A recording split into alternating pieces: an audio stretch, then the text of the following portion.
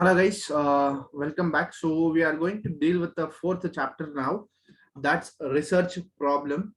So here we will be looking into a depth study on what a research problem is, how to evaluate a research problem, what are the steps involved in it, and what are the criteria to be met while you are creating an research problem. So when it comes to research problem, what is the importance of research problem in your research? In a research problem matters the most because research problem or selection of research problem, it is not the first step in the research, but the identification of the research problem is the first step in a research. I'll tell you why. Because when you have that research problem or a research question or an problem, only then you can find a solution, only then you can solve it, and only then you can find a way of coming out of it. So that was about a research problem. So now let's look into what is the formal meaning of a research problem and what is a research problem is. Okay, research problem, as stated by Whitney, a problem is a question proposed for a solution. Generally speaking, a problem exists when there is a no available answer to the same question. So this is the simple meaning, where a problem is a question that is proposed to find a solution, or else a problem exists but there is no answer for it. This is called a research problem. So you are going to find a solution to the existing problem which has no available answers. That's research problem in a formal sentence. So what is a research problem in a common language? Research problem is a question that has to be solved.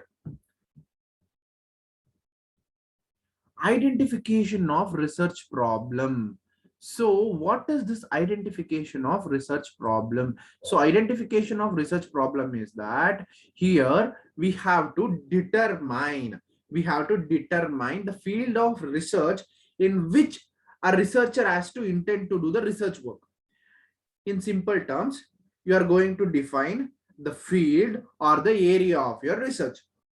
It is the first step, identification of the research problem. What is the second step? Second step, you have to develop a mastery on the area. That means you should have a specialized skill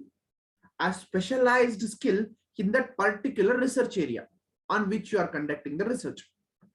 So here, first you have to find the field of study, then you have to make sure that you have specialized in that and you have a specialization in that field and you are a master in that field. So let's take an example of myself. So when I'm conducting the research, I object to conduct in the field of commerce because I have done master under that. So I know what is the weightage or what. So I choose commerce because I am master in it. And then we have to review the research conducted in the area to know the recent trend and studies are being conducted in the area. So here what we are going to do is, we are going to review the research that are already being conducted in the field I have selected and the area of the study I have selected, and I will see what are the recent trends in it and what are the studies that have been conducted in the area. Let's take an example like the commerce field. The most of the things are conducted based on the marketing, accounts, finance, and now the trending is digital marketing. So I will see in all of these three which is the most trending one and what are the areas that have been covered and what are the research that have been conducted in that area. So based on the review, I will consider the priority field of the study. So out of all these three conditions, and the third condition says find out the trend area. So I'll find out which is the trend area in that, and I will see which field I have to prioritize to conduct my research, whether it's finance, whether it's accounts, whether it's digital marketing, or whether it's marketing. I will finalize based on that. Then you should draw an analogy and insights in identifying a problem. Or he should employ his personal experience of the field in locating the problem.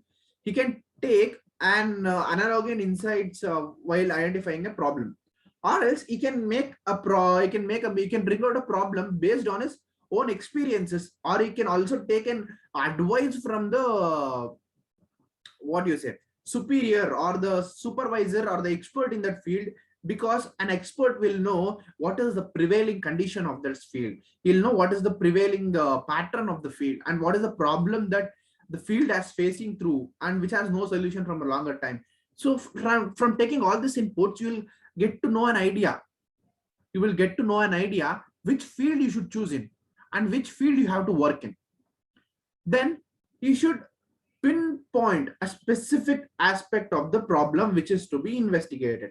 Let's take an example. I have chosen marketing as an digital marketing as an research field or a topic, but I have to specify under digital marketing and which field I am working. I will say I am working on the effectiveness of SEO in digital marketing. So what is the percentage of effectiveness at SEO as in digital marketing? So how much percentage of contribution does SEO does in digital marketing leads? So that will be my specific aspect.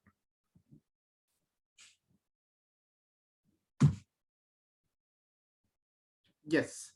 So next, out of everything, we'll always have identification, then we'll have the source. So source. So what will be the problem? I mean, from where all you can find a problem, a research problem. So what is the source of a research problem? The source of research problem will be very simple. The source of research problem can be the classroom discussions.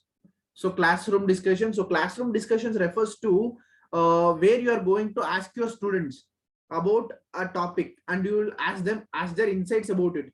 What is the tough you feel in this, what is the toughest thing you find in this subject?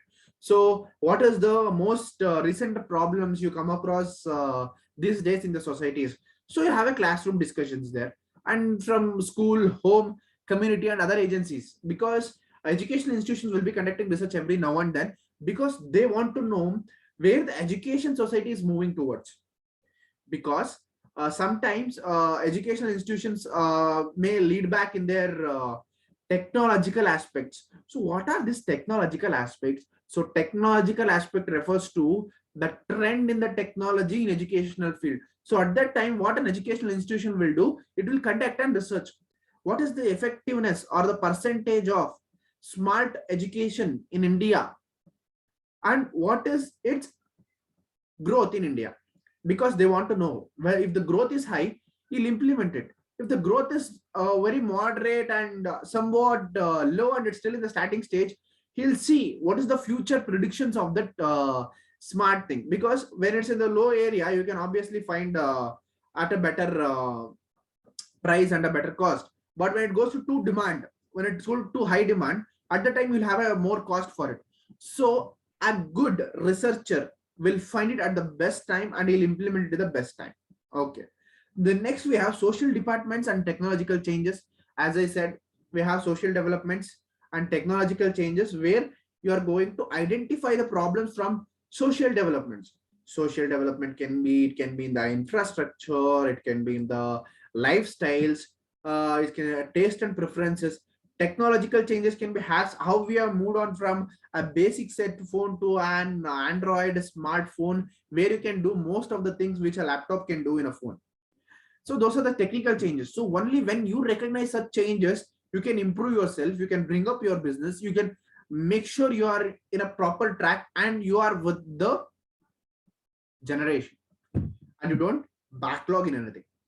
So for that, you should make sure that you are conducting research at proper times and your problems are identified in a specified time. As they are saying that precaution is better than cure. Then record of previous research. So record of previous research. So this includes your previously conducted research in the field or the area you're working on. It can be their term paper, it can be their internship reports, it can be their library works, their past history records. So all this. For this, if you're conducting a research on any of the finance department related queries and development of the nation, when it comes to India, particularly, respectively, you can visit the RBI websites there. They have given each and every pin to pin information there. So they have made categorized here. So development in industrial sector, development in finance sector, development in digital marketing sector. So they have everything there. They have particularly collected each and every data and have recorded it there. But the only part you have to do is you have to analyze it. So that's one. So textbook assignments, special assignments, reports, term papers, as I said, then discussions and classroom discussions. So discussions are the most effective way of finding out a problem, because you may have various online sources, but it can't be as effective as an discussion, because it's conducted in a natural environment with the natural people there who are facing it. So they'll give you the proper honest feedback. Whereas with the online sources, there can be a chances of bias, because a researcher can terminate the results as per his favor. So there are chances of manipulating there. But when it comes to discussions, it will be on spot, and you'll get a clear-cut idea of what is what and how it has to be dealt, and what is the discussions that a classroom had, and what was the outcome of that, and where did the people find most tough time while identifying such research problem. Then questioning attitude. So questioning attitude is the most effective way of finding a problem while you are going through something, or while you are reading something. If you find something new, or if you find something concluding, you should question. So why is that? What is that? When did it happen? So that questioning attitude can bring out a problem out of it, and you can have a question for your research. Then to consult supervisor or expert. I explained this in the last slide, so I'm not going to stress more on that. So you'll take advice from the superior or expert who are masters in that field, and you'll bring out the problem out of it. So next we have statement of problem. So statement of problem, as defined by Kringer, a statement of problem defines the relationship between two or more variables. It defines the testing that a problem should go through. So you should have three conditions in your statement of problem. I'll tell you which are those. So the first one is, it should be concerned with a relationship between two or more variables. So as I saw two or more variables thing here, I want to highlight that in the next unit, in the chapter 5, we are going to look into 10 different types of variables. 10 different types of variables that can be independent, dependent, confounding, qualitative, quantitative. So we are going to discuss 10 different variables in the next unit, so you can have a more understanding there. So it has to be concerned with relationship between two or more variables. It should be stated clearly and unambiguously in the question form. So when you have a relationship between two or more variables, it has to be clearly stated, and it has to be in the question form. What the problem is and how you are questioning to the respondents. It should be unable to empirical testing. It should be validated for empirical testing. Only then your research problem is going to be validated. It should be, what do you say? It can be tested. Your problem can be tested in the environment or in the empirical testing. Only then your problem is going to be validated. Only then it will have a value. So next we have objectives of assumption about the problem. So it can be called as objectives of the problem, or it also has an assumption. So research problem should be like this. So first assumption is that you should make sure your research work will be feasible. Your research problem should make sure that your research work will be feasible. Feasible refers to it should be very flexible. In the case you should be having the feasible study on anything you are doing, because the area of the study you are going to choose, we should be feasible, so that your research problem goes smoothly and your research process also goes smoothly when your research problem is feasible. Then to delimit the scope of the problem. So delimit doesn't mean anything unique here. It states that it is the boundaries that a research problem or the scope of a research problem should have. So delimit refers to the boundaries or the limitations. So to delimit the scope of the problem, some boundaries. You should know what are the boundaries, because you are going to particularly press on that particular aspect in the research of the study, of the area of the study. Then to establish a proper frame of references, because while you are going to conduct a research, at the end part you should know which are the references you should refer, which are the references that's related to my research. So for that you should know which is the particular research problem you're going to work on. So for that you should know what is your research problem. So next we are going to deal with what are the limitations you have to keep with a problem. So first you should have certain variables that should be mentioned clearly in the problem. You should have certain variables. You should limit that. So those certain variables, and it should be mentioned as the research problem. Then you have to determine what your problem is going to use, whether it's a primary level, secondary level, or college or university level. So you should have that boundary, whether it's primary level or secondary level or university level. Because when you have a boundary, you will work on it. If you don't have it, if you go on expanding, so you are going to have more, you're going to consume more time, and your research is going to be very lag and expanding.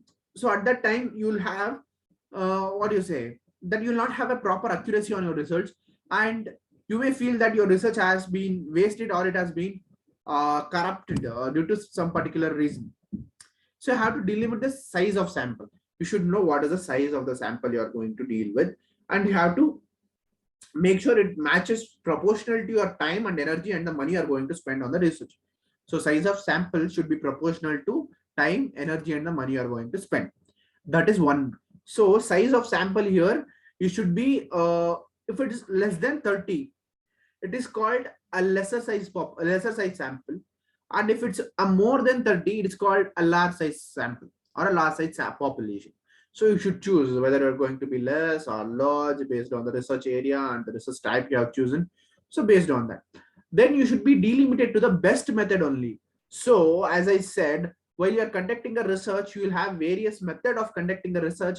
As we came across in the last class, we had experimental, we had qualitative, quantitative, we had correlational, we had so many. So you have to choose the best method only, because the best method can give you the maximum information with a less cost and less time consumption. Then you have to determine the best available tool for measuring the variable. So the best available tool for measuring the variable could be is it nominal, is it discrete? It is a discrete variable. So you should know which is the tool you are going to measure your variable with. So for that, we'll have a further study on the depth study in the 5th unit, in the next unit, upcoming unit. So to delimit the most appropriate techniques. So what are these appropriate techniques are? So the appropriate techniques refers to the process of measuring your variables, the process of conducting your data collection method, the process of selecting the sample. So for all this, you should have appropriate technique while choosing it. It should be in a scientific way. So next we have evaluation of a problem. So while you have an identification of the problem, obviously you'll have an evaluation of the problem. So what are the stages of evaluation of a problem? You should see, is the problem is researchable. So I have chosen a problem here. At that time, you will see whether this problem can be researched. Is it worth researching it? Does it give me the outcome I am looking for, or the organization is looking for? That's one. Then you have to see, is the problem is new.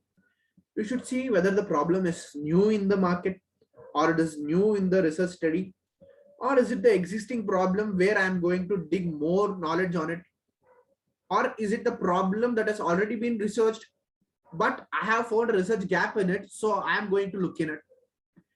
So that's one. Then you have to see, is the research problem significant?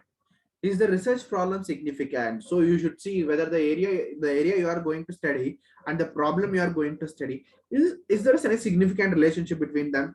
If that has significant relationship between them, then how it is going to affect?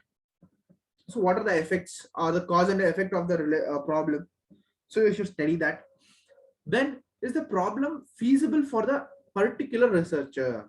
So as I said in the last step, you should know your research problem is feasible. Your research problem should be feasible, and it should be feasible for the researcher also, because you should be very, what do you say, specialized and calculative in that field of research. Only then he can bring out that knowledge of outcome in that. Only then he can work on it. Okay, so now we are into a feasible problem. So a feasible problem will have the research competencies of the research. So the research competencies can be, what are the competency does a researcher has, and is it feasible to him, and what are the interest and the enthusiasm of the researcher. So if I am looking into a problem of commerce field, I obviously feel the interest and enthusiasm because I have some knowledge about it and I feel I want to know more about it, so I'll obviously feel interest and enthusiasm. But if you give me something that has no knowledge of my career or my study or my previous qualifications, I'll be like, what is this? I'll be like French and Spanish here, because I have no idea about it. I have no clue about it. Yes, it may feel like investigating, but when you have at least a particular minimum knowledge about it, you can investigate. When you have no knowledge about it, how are you gonna investigate? You feel zero interest there, or you feel drained out there because you have no interest or no enthusiasm on working on that problem. Then financial consideration in the project. So in the research problem nowadays, most of the organization are funding for the research. They have the particular team called R&D, research and development team. So they are funding for it. So if your research is going to be a funded one, then obviously you can have a more technology-fied environment where you're going to use the most advanced tools and equipments in your research, and you're going to bring out the solution there. What if your research is very limited with the financial condition? It's an individual research with a zero funding. At that time, it's going to be very limited. You will use the most common research tools. It can be Excel, statistics, such. But when you have a financial consideration in the project, you are going to use the most advanced tools. So for your research. So when it comes to visualization of the data, now we have Power BI technology. A Power BI technology, which is the most effective tool in the data science. When it comes to visualization, you can create creative dashboards which can demonstrate 10 problems at 10 problems of an organization in just a single one dashboard, in a single page or in a single view. So that's very creative, right? And it's most time saving, and it gives you more clarity on it, and it gives you more, what do you say, the worth on it. So the time requirement of the project. So time is the limiting aspect here.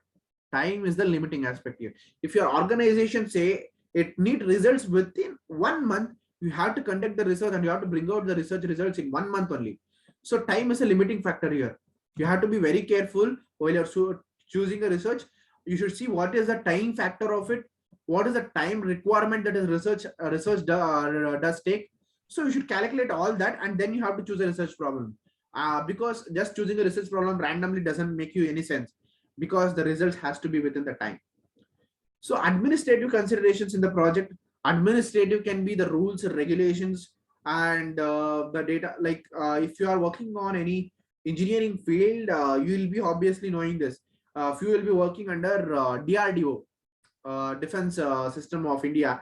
So they may work there, they may conduct project there, but they can't disclose the reports of the work to anyone, because they are very sensitive data, and that leads to data breach, and you will be under bars or behind the bars. So you should look into all those aspects while you're conducting a research. So objectives. So what are the formulation of, what is the formulation? So how do you formulate a research problem? You have to specify your research objectives. So previously I gave what is the conditions to be met while you are on objectives. So you have to specify your research objectives. So it can be how, what, when, why, like that. Then you have to review its context or environment. So while formulating a research problem, you should know in which environment you are conducting a research and in which environment you are going to in which environment context you are going to create the content. So based on that, you are going to explore that, and you are going to formulate a research problem there. So based on the nature, based on the environment, explore its nature, whether it's repetitive in nature, whether it's a continuous process, or it's a one-time process. So you should make sure that the nature is properly identified so that you have an accurate results when it comes to results. If it's a repetitive problem, if it's an infinity type data, sometimes it will be like you have to conduct research every now and then because it keeps on changing. But it's a one time problem. At the time, there's no need of continuously conducting the research and wasting your money there. Then determining the variable relationships. So you have to determine the variable relationship, whether it's dependent, independent, extrinsic, qualitative, discrete, controllable, or confounding. So you should define that. What are the variables that a research problem involves, and what is the relationship that a variable has within them? Then alternative approaches. So while you have a problem, you should have a solution, but a single solution may always be in a risk, but an alternative solution may always be on the safer side. So for that, you should have an alternative approach of solution to a research problem. Only then you can bring out the best results.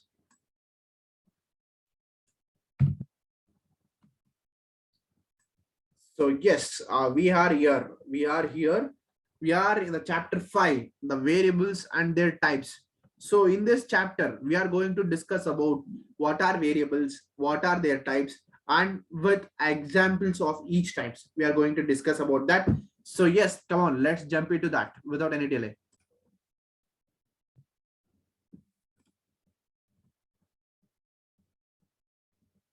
So variables. So variables are the things you measure, manipulate, and control statistics and research. So all studies analyze a variable which can describe a person, place, thing, or idea. So variables are the things you measure, manipulate, and control. So variables are nothing but these are the things we use in our daily life to measure and to feel this and these are the controllable things and in statistics and research. So under types of variables, we have independent, we have dependent, we have intervening variables, moderating variables, control variables, extensive variables, quantitative variables, qualitative variables, confounding variables, and compensate variables. So yes, now we will look into each of these types with a brief explanation at an example. So first, we are going to look into independent variables. So independent variables. So what are these independent variables? So independent variables are the variables which has a singular characteristics and that does not change with other variables in your experiment. So independent variable has a single characteristics which will not change with other variables in the experiment you are going to conduct. So here age is an example of an independent variable. So you are going to conduct a research and you will have a question here. You can change the other factors. It can be their income or something, but age is an independent variable. It is not going to change with any of other variables because it has its own singular characteristics. You can't change a person's age there. If he's 20, obviously has to be 20. You can't assume like 22, 23, this will happen. No, it is an independent variable there. It cannot resist to, it doesn't change. So dependent variable. So dependent variable here, a dependent variable relies on the changes that has been component by its other variables or other components. So it change with a change in its other component. That means a dependent variables change based on the independent variables. So a grade on exam is an example here. And we also have an image here which says as sunlight controls the growth of a plant. As sunlight controls the growth of the plant. So sunlight here is independent. Whether the plant grows or not, sunlight will obviously be there. But when sunlight is there, the plant will have a proper growth. If the sunlight is not there, the plant will not have a proper growth here.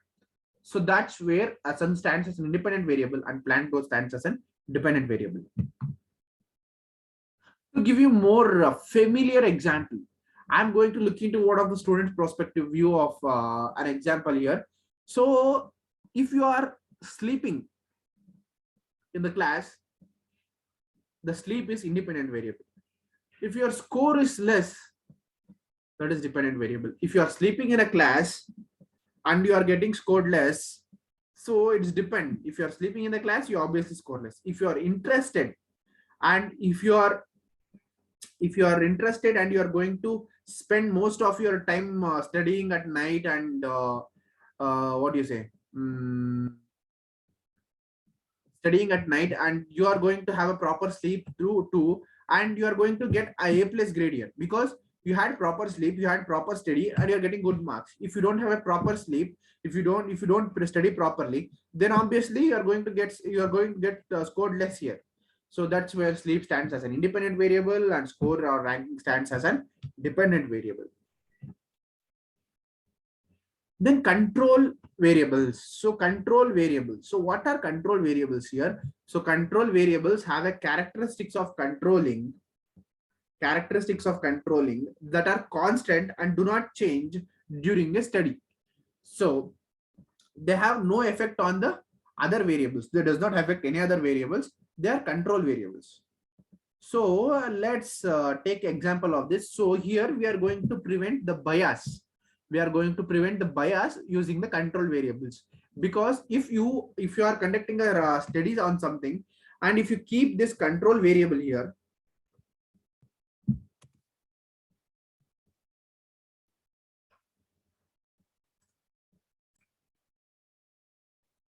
so control variables remain constant. So now we will be discussing all the three types of variables, that's independent variable, dependent variable, and control variable in a formal way, like difference between them and with an example of a salt tolerance experiment. So here first we have the independent variables you manipulate in order to affect the outcome of an experiment. Here independent variable can be manipulated in order to affect the outcome of an experiment. This can be the amount of salt added to each plant's water. That is independent variable. You can manipulate an independent variable first. Then dependent variable that represents the outcome of the experiment. I'll tell you example and I'll explain you how. Any measurement of the plant health and growth, in this case plant height and wealth. So the growth of the plant is dependent on the amount of salt added to each plant. It can be the height of the plant, it can be the willingness of the plant, it can be the leaves that the plant has grown, that thing. So next we have control variables. So as I said, control variables are the variables that held constant throughout the experiment. The temperature and the light in the room, plants are kept in. The volume of the water given to each plant. So here you are going to have control over the temperature of the light. Like you can't differentiate the temperature in the same room. So it remains constant for all the plants. So you keep volume of water same for all of the plant. That's control variable.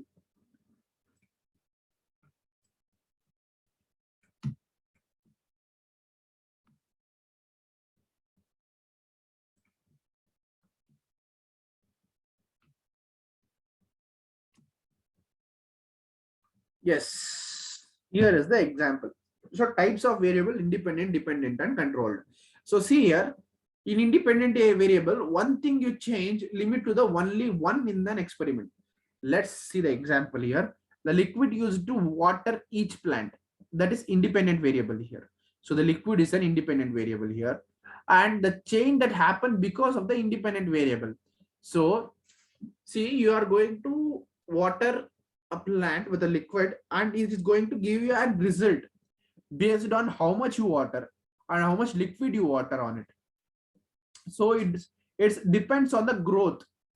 So the independent affects the different dependent factor here. So the independent variable affects the dependent variable.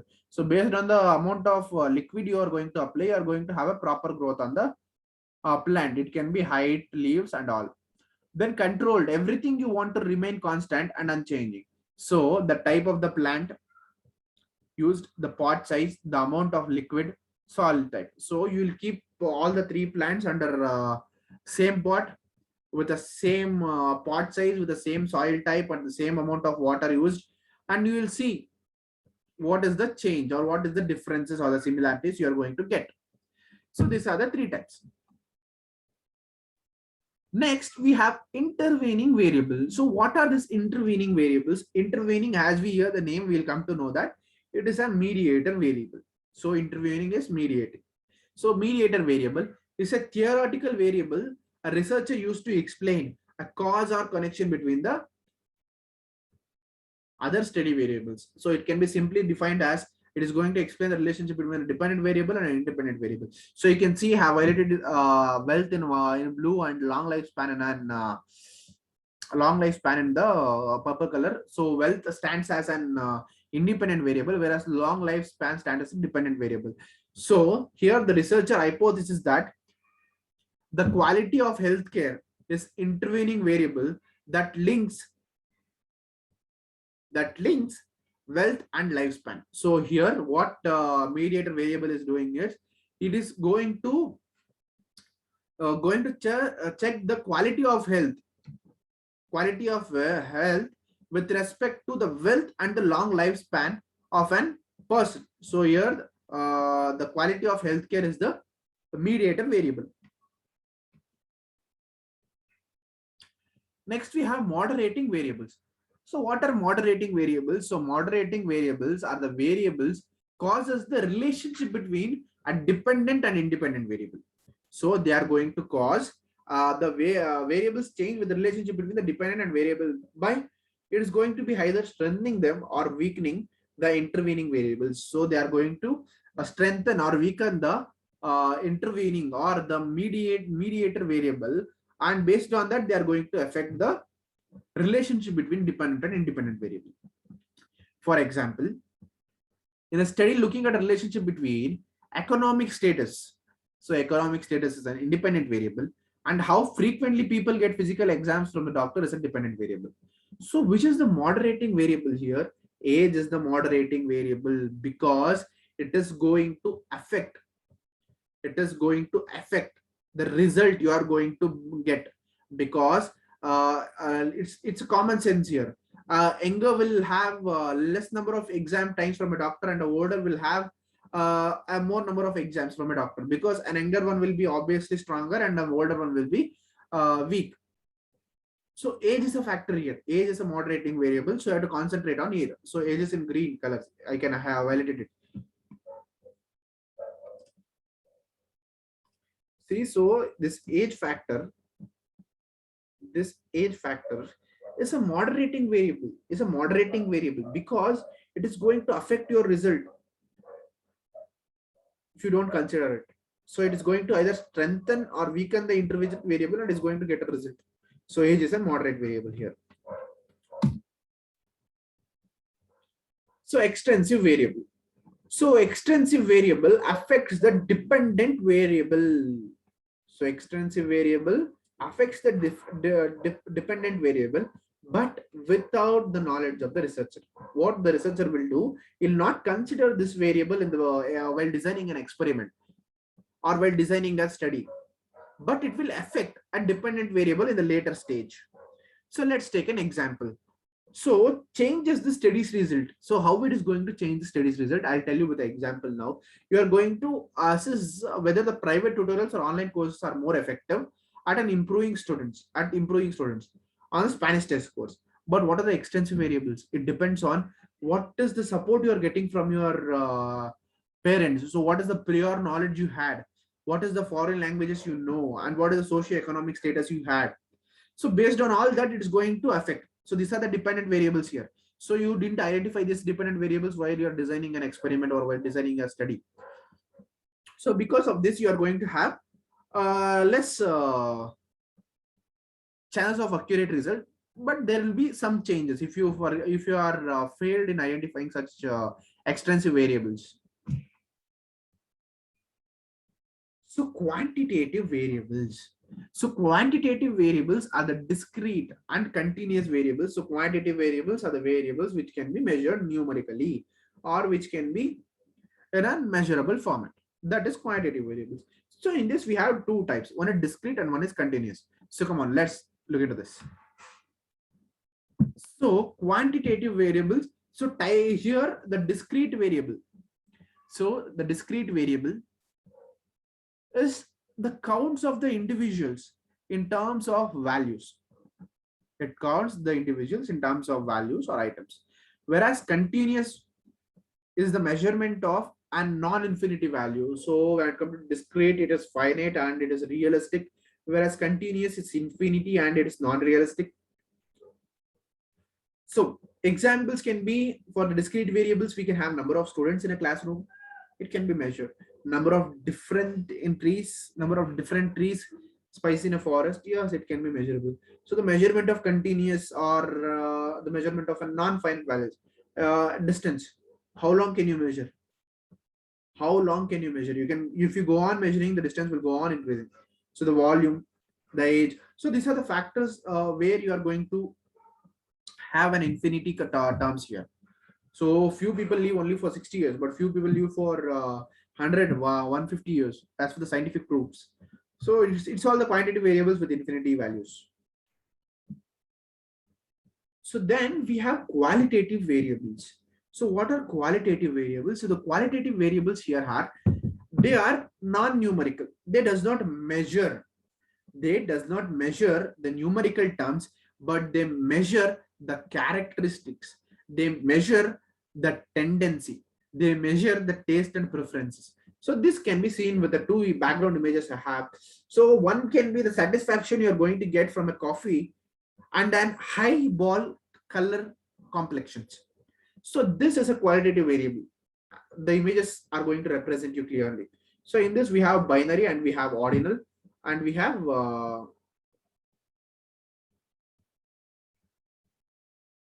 yes. So here we have a clear example for this. So here what we are going to do is, here we are going to have types of variables and what data it represents and an example. So binary variables. So what does this binary variables do? So we had this close-ended questions, right? Yes or no outcomes. That is their task. You are going to just say yes or no. Or you're a coffee lover. Yes or no. That's it. Why and all they are not going to question. It can be in simple terms in a common life. Head or tails. You're going to just throw a toss there and you'll have only two outcomes there. Either it can be a head or it can be a tail. Nothing else can be possible. Football game, win and lose as it is. But what does a binary variable does when it comes to a business terms? While you're going to check the satisfaction level with the employees, you may have the various scales of measurement. But the first question you'll have is, are you satisfied with the job you have? First you'll say yes or no. Only then you can raise a question of what is the satisfaction level you have. When he's not at all satisfied with his job, if you ask him what is the satisfaction level you had with this job, obviously he's going to give 0. If he chooses yes, then you can give another question. What is the level? If he's choosing no, then why should you even raise another question of what is the level of satisfaction? So the binary question matters a lot while you are designing the question here or while you're designing the problem here. So next we have nominal variables. So what are these nominal variables? So the nominal variables are the variables that are going to what? They are going to group randomly. So nominal variables group the variables randomly, but they don't rank or they don't order. They don't arrange it in the order. Spices, name, color, brands. Okay. So these are the examples. They are going to group them. They are going to group the spices name under one, color red, blue, green under one, and brands under one. But they are not going to give it in the order, or they are not going to give it in the rank. They'll randomly group them under particular group. Then ordinal variables. So what are these ordinal variables? Even they are going to group, but they are going to group them under specific rank, under specific category. So fishing place in a race. Sorry, finishing a place in a race. So first rank, second rank, third rank, fourth rank, fifth rank. Then rating the scale response in a survey. So what is the satisfaction level you had? 1, 2, 3, 4, 5, 6. So 1 will be the worst, 2 will be 2, 3, 4, 3 will be neutral, and 4, 5, 6 will be 4, 5 will be average, and 6 will be the highest. So they are going to rank them while they are grouping them. That is ordinal value.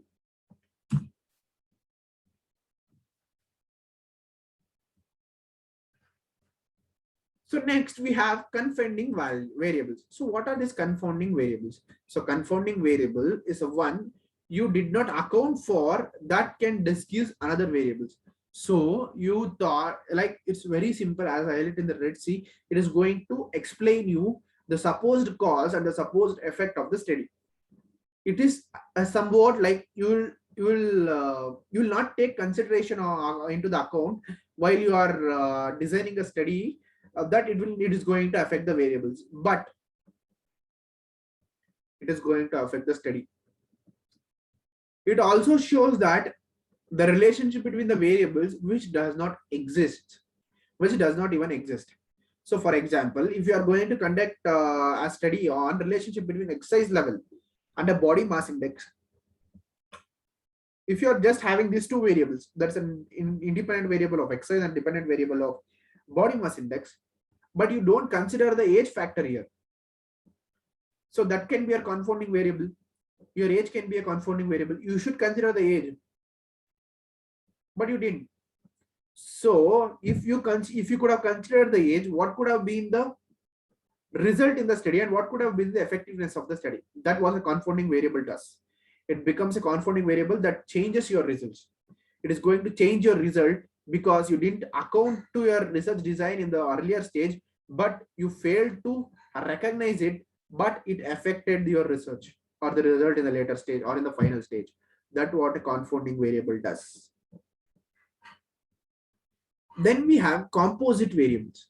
So what are these composite variables? So composite variables are the two or more variables combined to make a more complex variables.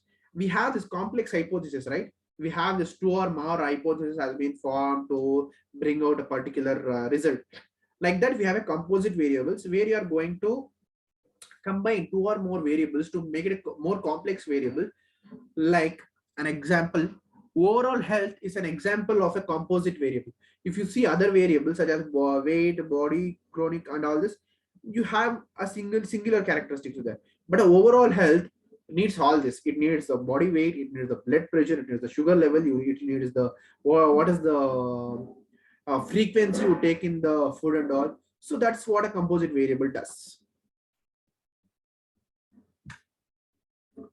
So yes, guys, that was for today. So in the next class, we will be looking into chapter 6,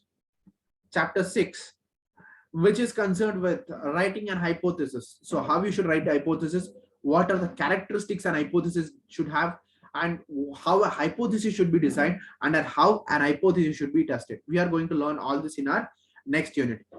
Thank you, guys. That was the end of the session.